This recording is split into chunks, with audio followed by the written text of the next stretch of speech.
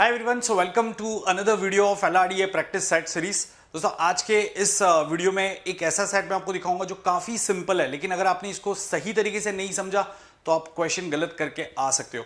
This is similar to one of the CAT previous year sets, but ये CAT previous year का set नहीं है, वो उसके जैसा है, तो एक अच्छी प्रैक्टिस भी आपको मिल जाएगी। तो चलिए सेट को देखते हैं जल्दी से। उससे पहले आप सब लोग ये श्योर कर लेना अपना टेलीग्राम चैनल ज्वाइन किया ताकि आपको ये अपडेट्स मिलते रहे। तो सिंपल सा आपको यहाँ पे डेटा दिया गया है बार चार्ट के फॉर्म में, ठीक है। आप इस डेटा को एक बार देख सकते हो और फिर मैं आपको क्वेश्चन दिखा देता हूं, आप पॉज करके उसको ट्राई कर लोगे और फिर उसका सोल्यूशन हम देखेंगे, ठीक है। So the bar graph below given below shows the marks obtained by 5 students A, H, S, V and R in 3 subjects, that is physics, chemistry and maths. तो 5 students are disguised as S1, S2, S3, S4, S5। Disguised मतलब 5 students के नाम आपको नहीं दिए गए हैं कि कौन S1 रिप्रेजेंट कर रहा है, कौन S2 रिप्रेजेंट कर रहा है, तो ये आपको पता नहीं है, ठीक है।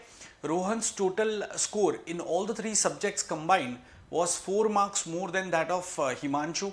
Anup obtained 50 marks in chemistry. तो इस तरीके से कुछ आपको डेटा दिया हुआ है, ठीक है।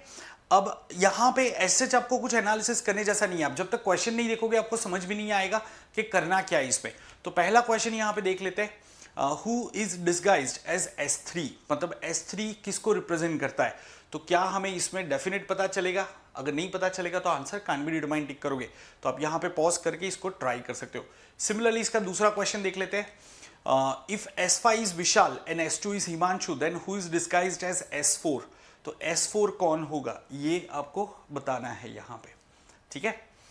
अब यहाँ पे अगर ऑप्शन देखोगे थोड़े इंटरेस्टिंग ऑप्शन दिए, एक तो सुदीप दिया है, अनूप दिया है, फिर कांट से भी दिया है, डेटा इनकंसिस्टेंट भी दिया है। तो आप क्या ऑप्शन टिक करोगे, ठीक है। कमेंट्स में मुझे बताना कि आपका क्या ये सही हुआ था, राइट। साथ में वीडियो को लाइक और शेयर करना मत भूलना दोस्तों। अब ये जो क्वेश्चन है ये थोड़ा सा ट्रिकी क्वेश्चन है। Third question, given below are 2 statements based on data provided in the question, choose the most appropriate option. और यहाँ पे आपको 2 स्टेटमेंट दिए और फिर 4 ऑप्शन दिए। 3 ऑप्शन में बताया कि statement 1 is true, then statement 2 is definitely true and so on. और चौथा ऑप्शन है नन ऑफ दिस, मतलब इनमें से कोई भी रिलेशन जो है वो सही नहीं है। तो ये आपको डिसाइड करना है कि इसमें से क्या आएगा, ठीक है। एंड इसके बाद में लास्ट क्वेश्चन मैं आपको दिखा देता हूं दोस्तों। सो अगेन सिमिलर क्वेश्चन है और यहाँ पे आपको ऑप्शंस दिए गए, तो आप चाहो तो यहाँ पे पॉज करके इसको सॉल्व कर लो। और अब मैं अज्यूम करता हूँ कि आपने सॉल्व कर लिया होगा, तो अब इसका सोल्यूशन हम डिस्कस करते हैं, ठीक है। चलिए तो देखते हैं कैसे इस क्वेश्चन को सॉल्व करेंगे। तो मैं क्या करूंगा, यहाँ पे एक टेबल बना दूंगा। जैसा मैंने आगे भी आपको बताया है कि जब भी आपके सामने कोई सेट आता है उसके डेटा को आप कैसे रिप्रेजेंट करते हो, जहां पे भी आपको डेटा को अपने से अलग से रिप्रेजेंट करने की जरूरत है, एक टेबल बनाने की जरूरत है, तो आप टेबल कैसे बनाते हो वो डिसाइड करेगा आप कितना आसानी से ये सेट को सॉल्व करोगे। सो गाइस ये मल्टीपल पॉसिबिलिटी वाला सेट है कि यहाँ पे अलग अलग केसेस बनेंगे और उसको ध्यान में रखते हुए आपको क्वेश्चन को आंसर करना है, इसलिए मैं कुछ इस तरीके का टेबल बनाऊंगा। कैसे मल्टीपल पॉसिबिलिटी बनेंगी ये देखो। तो गाइस सबसे पहले तो मैंने क्या किया कि जो S1 है उसका स्कोर का टोटल लिख दिया है 148। कैसे आया 148? देखो S1 ब्लू कलर से इंडिकेट होता है, तो ब्लू कलर के वैल्यूज क्या है 47, 50 एंड 51। तो ये कितना हो जाएगा 50 प्लस 51 101 प्लस 47 148। तो S1 के नीचे मैंने 148 लिख दिया। लेकिन मुझे ये नहीं पता है कि S1 क्या अनूप है, सुदीप है, विशाल है, रोहन है, क्या है, हिमांशु है, ये हमें नहीं पता है। सिमिलरली S2 आपका ऑरेंज कलर की हॉरिजॉन्टल लाइन से रिप्रेजेंट हो रहा है, तो ये S2 के 3 सब्जेक्ट के स्कोर है 45, 50 एंड 30। तो ये कितना आ जाएगा आपका 45, 50 एंड 30, 125 आ जाएगा। सिमिलरली S3, S4, S5 के मैंने टोटल स्कोर यहाँ पे लिख दिए हैं, ठीक है।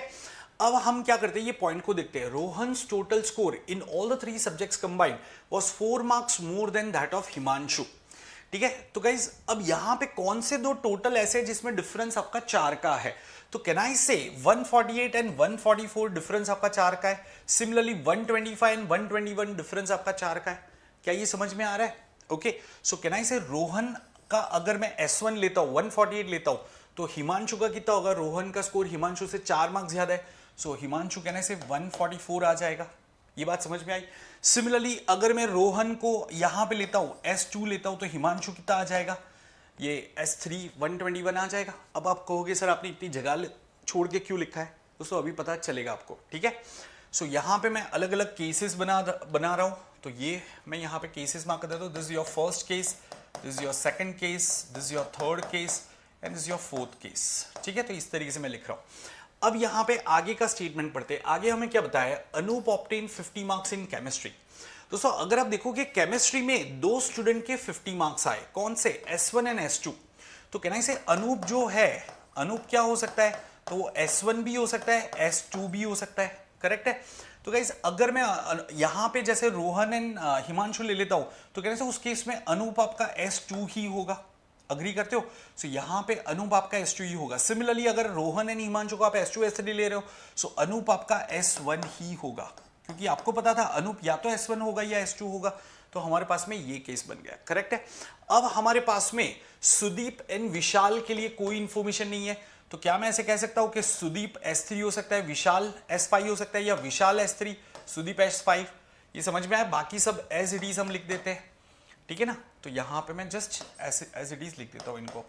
सिमिलरली यहां पे सुदीप विशाल के लिए क्या पॉसिबिलिटी बन जाएगी, तो सुदीप यहां पे, विशाल यहां पे, या विशाल यहां पे, सुदीप यहां पे, दोनों केस में अनूप तो यहां पे ही रहेगा, एंड रोहन एंड हिमांशु आपका यहां पे आ जाएगा।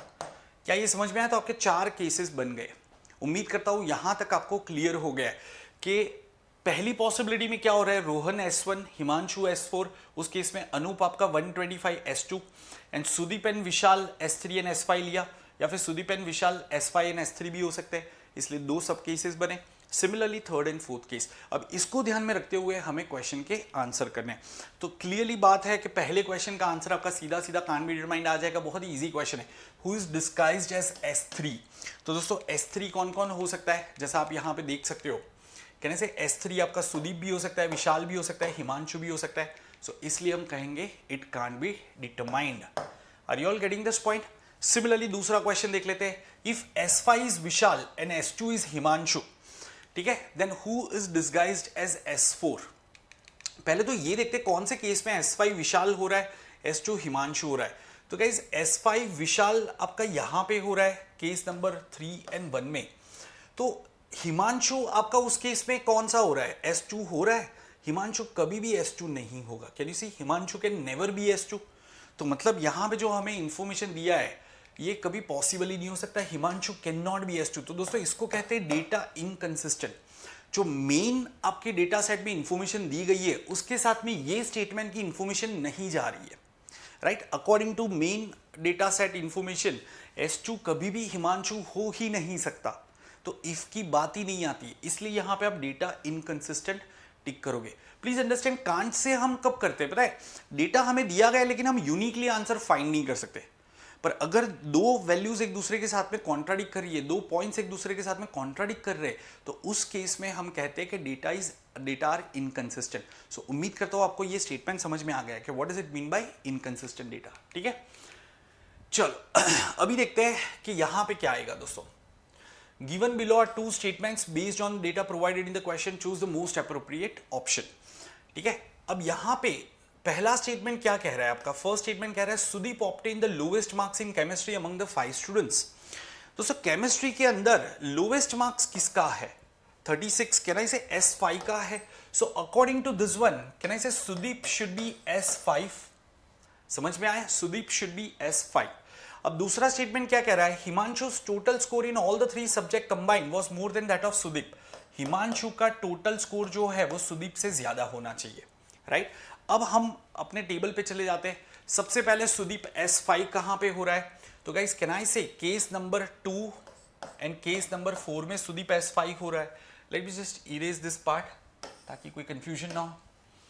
यस, ओके, चलो।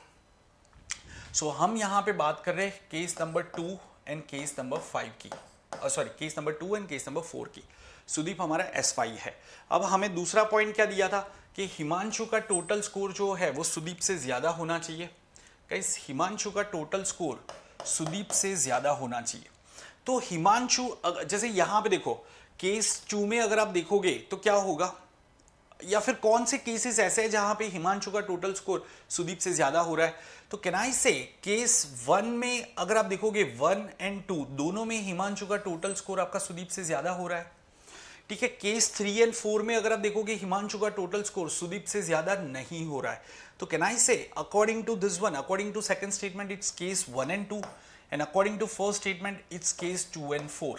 समझ में आया? मैं फिर से एक बार बता दूं दोस्तों, ये थोड़ा सा कंफ्यूजिंग हो सकता है, थोड़ा ध्यान रख के आपको सुनना पड़ेगा इसको, ठीक है। देखो अब यहां पे सिंपल कर देते हैं कि जो स्टेटमेंट 1 है दोस्तों, स्टेटमेंट 1 उसके हिसाब से हमारे कौन से केसेस हो रहे हैं, 2 and 4 केसेस हो रहे हैं, ठीक है। जो स्टेटमेंट 2 था उसके हिसाब से हमारे कौन से केसेस हो रहे हैं, 1 and 2 केसेस बन रहे हैं, करेक्ट है। तो गाइस देखो, अगर सपोज स्टेटमेंट 1 से केस 2 बना एंड स्टेटमेंट 2 से भी केस 2 बन रहा है, तो आप कहोगे अगर 1 सही है तो 2 भी सही है, या 2 सही है तो 1 भी सही है, दोनों से अल्टीमेटली सेम केस बन रहा है।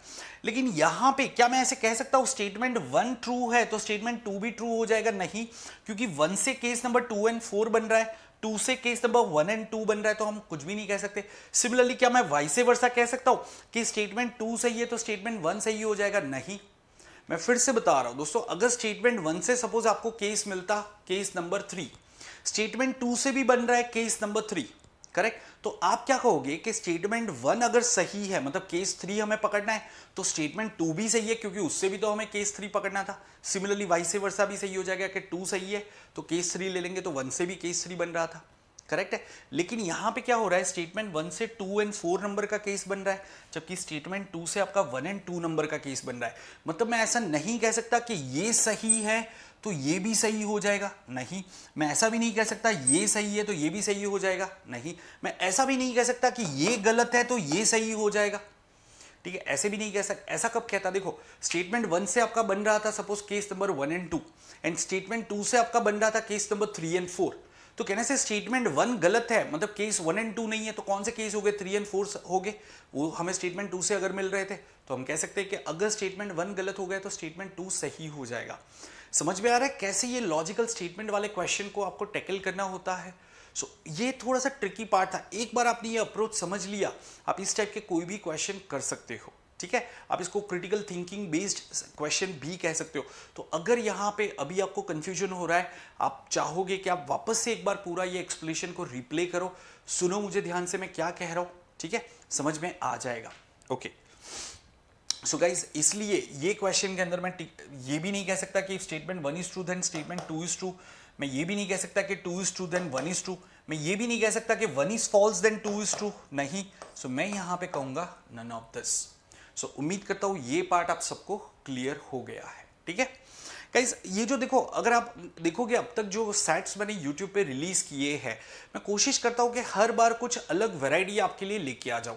तो मतलब मैं कुछ ट्राई करूंगा, तकरीबन 100 सेट्स आप लोगों के लिए, 50-100 सेट्स यहाँ पे रिलीज करूँ यूट्यूब पे। अगर आप ये सेट्स भी कर लेते हो ना, आपको एक अच्छी प्रैक्टिस मिल जाएगी, चाहे आप कहीं पे भी प्रिपेयर कर रहे हो, राइट।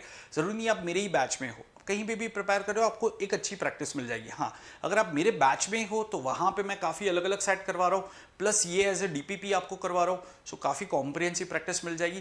तो आपने अब तक अगर कोई बैच ज्वाइन नहीं किया, डेफिनेटली आप मेरा प्लस या आइकनी बैच ज्वाइन कर सकते हो, ठीक है, जो मैंने आपको बताया था।